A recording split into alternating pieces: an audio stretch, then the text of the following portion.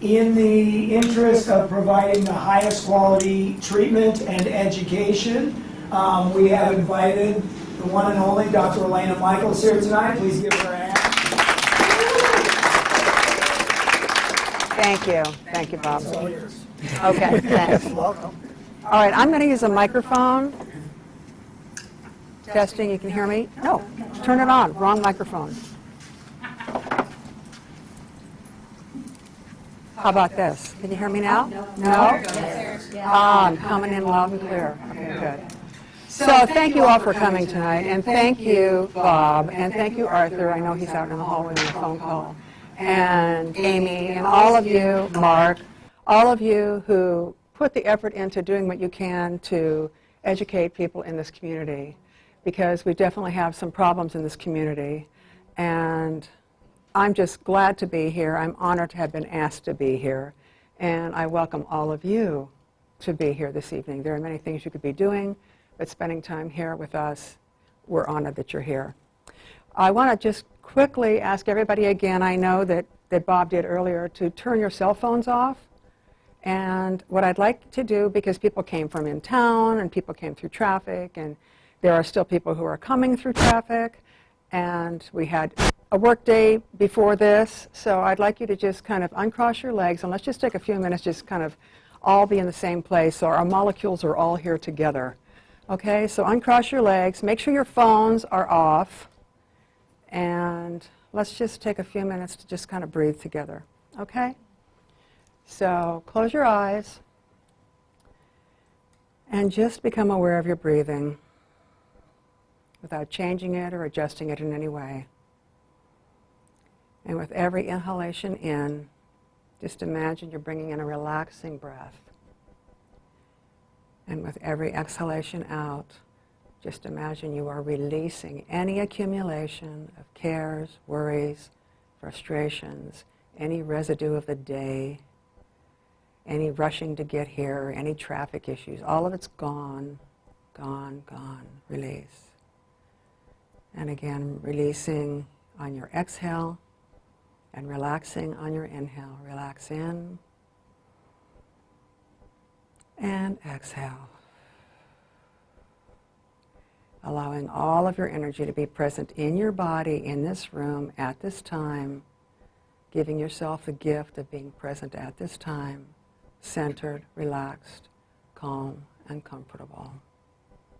Looking forward to whatever might be revealed tonight that could be helpful to you, that could make sense to you, that could enhance your journey or the journey of someone you love and care about. And whenever you're ready, you can just open your eyes. Now that we're all here, and our molecules are all here, okay, so how many people know someone who's dealt with anxiety or depression? Everybody, right? How about people who have been in 12-step programs? We all know someone like that. How about people who have relapsed after 12-step programs? We all know somebody like that. So, yeah. Oh, talk louder? Okay. Oh, thank you. They're letting me know. This isn't too loud? No. Okay, good. All right. Thank you for letting me know that. Okay, according to the National Institute on Drug Abuse, the relapse rate for drug and alcohol addiction is 40 to 60%. That's a pretty big relapse number, 40 to 60%. So I'm wondering if we might be able to think about things in a different way and change things in a different way so we have a better outcome than that. What I'd like you to do tonight is stay positive, stay open, don't have blinders on, because I might be talking about things that are a little different than you think I'm going to be talking about. So stay open. Frank Zappa said that a mind is like a parachute. It doesn't do you any good unless it's open. So let's stay open, let's stay positive, and stay away from judgment and negativity. Just keep your minds open and see if there's anything that I say that might resonate for you. Agree? Agree? Okay, good. Okay, so who am I anyway, and why am I here? I've asked myself that many times. Actually, I'm a traditional naturopathic doctor. Do you know what that is? I'll tell you what it is. Okay. Imagine an umbrella, and under the umbrella you have homeopathy, you have lifestyle modification, you have diet, you have herbs, you have meditation, you have all kinds of things, blood testing, under the naturopathic umbrella. Okay? So I'm a traditional naturopath. So I look at what are the underlying systems that are going on that are out of balance, that are causing the disturbing symptoms that the person is experiencing. So what are the underlying issues that are out of balance, physiologically and biochemically, okay, on the physical level? I do functional medicine. What's functional medicine? The next slide will show us that. But for right now, I'm a psychotherapist, a marriage and family therapist. I'm a clinical hypnotherapist. I'm a health intuitive and a solution-focused coach. I like people to get to solutions, not just continue to come in week after week after week after week and spill their guts. But let's come up with some solutions. Let's come up with some techniques. Let's come up with some goals that we can get you to where you want to go. Here's what functional medicine is. Functional medicine focuses on optimal functioning of the body and its organs, usually involving systems of holistic or alternative medicine. Okay, so we're all genetically and biochemically unique. So somebody was in the office the other day and she said, oh, you know, I heard about this herb and it worked really well for my friend. Well, her friend isn't her. So everybody is biochemically unique. And when you go to the doctor, you get a medication which is for everyone who might have that particular situation. But it's not really addressed to your unique biochemical situation. So functional medicine looks at that uniqueness. Oh, back here. You don't want to see that picture yet. Okay, the body's a complicated network or web of relationships. Remember that old song? Hip bone connected to the thigh bone, connected to the, yeah. So it's all connected. So it's interesting because you go see a doctor about a gut problem, they don't want to hear anything else. We're just talking about your gut. Well, what if it's my thyroid? No, we're just talking about your gut. You have to go see somebody else if you want to talk about that. Well, I have a headache. Well, let's just talk about getting an MRI. Well, wait a minute. Maybe the headache is connected to something else. But we're sectioned off when we go to the doctor. And so the thing is, in functional medicine, we are looking at a complicated network or web of relationships. Also, the body's intelligent and has the capacity for self-regulation and healing. Functional medicine believes that our cells are intelligent and that we have the ability to heal. The body has the ability to heal and to prevent nearly all the diseases of aging, and health is not the absence of disease, but a state of immense vitality. So, that's functional medicine. Doesn't this look like a lovely place to live? This is Youngstown, Ohio. These are the steel mills, and I remember seeing them as a little girl. These are the steel mills in Youngstown and Lowville and Struthers and Hubbard, Ohio, and this is where I grew up. And I can remember seeing the orange smoke in the sky, the smokestacks, and smelling it in my nose. You know, sometimes when you walk down the supermarket aisle of the detergent section and your nose kind of burns. Well, it was burning a lot when I was growing up because I was very aware of the sky kind of had an orange tint to it. But there was a small town named Lowville that was next to Youngstown. I lived in Youngstown from the time I was 4 until I was 13, but I lived in Lowville from the time I was an infant until I was 4. My grandparents had a store in Lowville. Lowville was 2 blocks long, the downtown. They had an ice cream store, a little market, a bank, and a beer garden. That's what they called taverns, beer garden. Oh, he's over at the beer garden. So I couldn't figure out why they called it a beer garden, because it never had a garden. That didn't make sense to me. But anyway, so Lowville, Ohio, my grandparents had a clothing store, and they provided shoes and clothing for the workers at the steel mills and for the entire family. Shoes for the kids to start school. They provided Sunday best for people who were going to church. They had top hats, they had dungarees, they had everything in there, but they were the suppliers of shoes and clothing for that entire little town, Lowville, Ohio. I was very close to my grandparents, very close to my grandparents. In the store, I spent a lot of time there from the time I was 4 until I was 12. And in their store, my grandmother had this roll top, the old oak roll top desks, you know what those look like. And above that was a poster, and that's where she would do her bookkeeping. And the poster above that had a graphic. It was a very big poster. It was the only art in the whole store. And I was mesmerized by that poster. I just used to stare at it and wonder what it meant. It was very magical to me.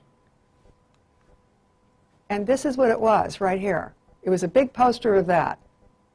And it was right above her desk where she did the bookkeeping. And I was kind of afraid of it and kind of mesmerized by it and wondered what it meant, and I never really got any answers. But a pyramid has been important to me my entire life. As a little girl, people may have doodled Johnny and me with a heart around it. I doodled pyramids with eyes. I don't know. It always just kind of really was something that resonated deeply with me. You've seen this before, right? It's on the dollar bill, of course. But what's it really mean? Anybody know? Let's look at it. It's got, stay with me here because I'm going to go a little esoteric, okay? 13 steps. 13 steps of brick and mortar, okay? 13 states were in the Union at that time when the dollar bill was drawn up like this. But 1 plus 3 equals 4. Now that's a strong number. That's a powerful number. I'm going to tell you why in a minute. Oh, one more thing. See, it's not finished at the top. There's a space. See this space right here? That means it's a work in progress. There's always room to grow. That's what that means. Okay, so here we have the 13 steps. The 1 plus 3 equals 4. A pyramid has 4 corners. Here they are: physical, life, mental, mind, emotional, truth, and spiritual love. There's our pyramid down there, and here's the 4 corners. These 4 corners create a very, very strong foundation. They allow the pyramid to build up to the point at the top. If one of them is shaky, it's not going to build up to the top. From that firm base, growth, ascension, and mastery can occur. See the top up there? You don't get up there unless you work on these 4 sides. The only way to move up to the center point at the top is to have each side moving up equally. That means no side can be neglected. That's why when I was a psychotherapist and people would come in and talk about their problems and talk about them and talk about them and talk about them and talk about them, and they'd walk out after having talked about them, and I'd think, something's missing here. They're just talking about them and keep themselves frozen in those problems. There has to be something else. And I remembered the pyramid and its 4 sides and how a holistic approach would be much more effective. So I went back to school. Now look at this image again. The top says, God has favored our undertaking. That's Latin right there. The bottom says, a new order has begun. Novus Ordo Seclorum. 1776. That's what those Roman numerals are. So when's the Declaration of Independence signed? Anybody know? July 4th, 1776? That's what I thought too. But no. It was signed August 2nd, 1776. I didn't know that. Well, I thought, gee, that's interesting. August 2nd, 1776. So let's go back to the numbers again. I always like looking at numbers and the symbolism of numbers. So August is the 8th month, and it was the 2nd, so it's 8 and 2 is 10. And then you add the 1 and the 7 and the 7 and the 6, and you get 31. 3 and 1 equals 4. That's interesting. Kind of a coincidence. 4 again. So again, the date the Declaration of Independence was signed was a 4-day.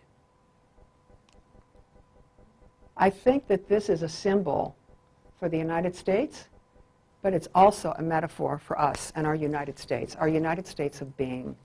I think it's a symbol for us getting all of the states of ourselves united and connected and clear and grounded. Not just one part of us, physical, emotional, mental, and spiritual states. United. The United States, right? Hello, right? What's with that eye, that creepy eye that used to kind of freak me out when I was a little girl? That eye. That's actually called the Eye of Providence in the Freemasonry. In the Freemasons, they call it the Eye of Providence. It's also called the Eye of God. And maybe it's the third eye. I don't know, but I always felt like it was watching me.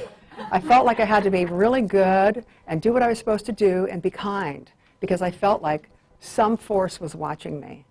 A good one, a good force, not a bad force, but some big benevolent force was watching what I was doing. So I always kind of had to be cool to myself and honor what my highest intentions were.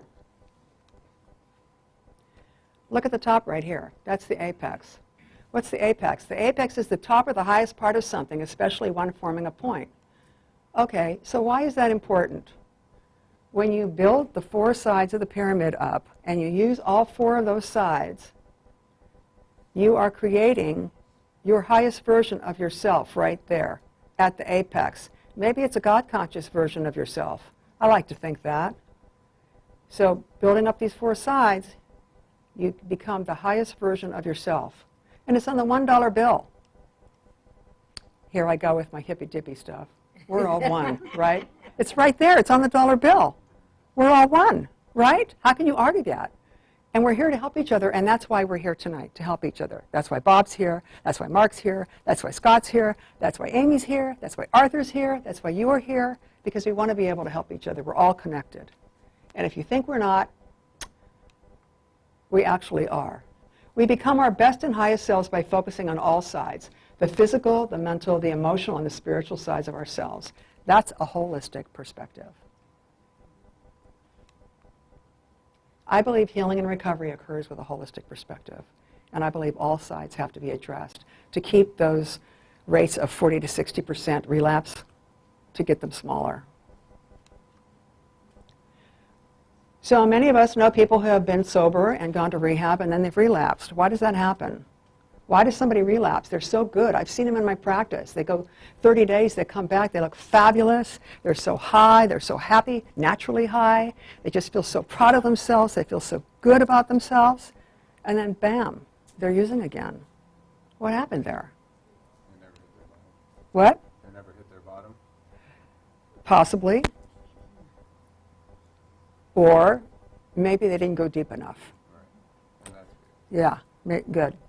So according to the National Institutes, again, this slide, the relapse rate for drug and alcohol addiction is 40 to 60%. Okay? 40 to 60%. What's going on here? Let's see if we can figure it out. 35% of those who are sober for less than a year will remain sober. That means 65% relapse. 65% who are sober for less than a year relapse. That's a lot. 50% of that 35% who remain sober for 1 year will relapse. So at that point, we only have 70% that are sober. However, after 5 years, the relapse rate is less than 15%. What this means to me is that your body, in a short period of time of a year, doesn't have a chance to adjust to the new way of being because it's been used to having chemicals. It's been used to having alcohol, drugs, food, even behaviors. When I talk about addiction, I'm not just talking about drugs and alcohol. I'm talking about behaviors like excessive spending, gambling, excessive shopping, things like that, food, overeating. So when your body is used to having chemicals and drugs or substances or activities that give you those endorphins, it's going to take longer than a year to readjust your biochemistry. That's why after 5 years, less than 15% relapse. Because by then, the body has made its adjustments. It takes time for your systems to make their adjustments. So we have to do something in that first year different than we're doing, because 65% of people are relapsing. We have to do something different of that 17% who can remain sober in the first year. That's too low of a percentage. And it's very disheartening to someone when they relapse. They feel like a failure. It's a horrible feeling for them. And it doesn't do any good to have them feel bad about themselves, because the worse they feel about themselves, the more they're going to start using again. Can a holistic perspective of treatment ensure a more optimistic outcome? I'm 100% sure it can. 100%.